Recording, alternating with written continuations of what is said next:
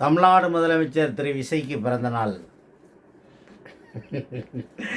அவர் பிறந்து அவதரித்து இயேசுபிரான் மாதிரி அவதரித்து தமிழ்நாட்டு மக்களையும் மண்ணையும் காப்பாற்றுறதுக்கு அவதரித்து வந்த நாள்.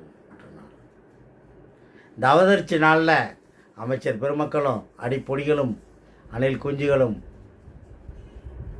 பிறந்தநாள் கொண்டாடின ஒரு பெரிய கூத்து தமிழ்நாட்டில் ஒரு அவலம் அரங்கேறியது.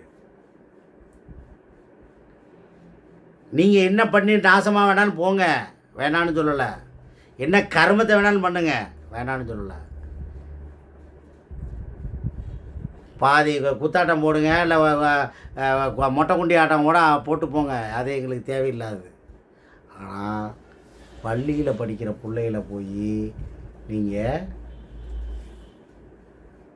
ஆட்டம் போட வச்சுருக்கீங்க, சினிமா பாட்டுக்கு ஆட்டம் போட வச்சுருக்கீங்க. அதுதான் பெரிய கொடுமை.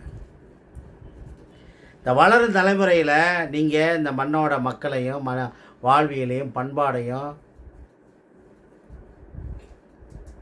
மொழியை பற்றியும் எதையுமே சொல்லாமல் நீ கூத்தாடி பாட்டை மட்டும் கேள்றா அப்படின்னு சொல்லி ஒரு தலைமுறையை வளர்த்தா ஏற்கனவே நாடு நாசமாக போய் தான் உங்களை கொண்டாந்து உட்கார வச்சுருக்காங்க.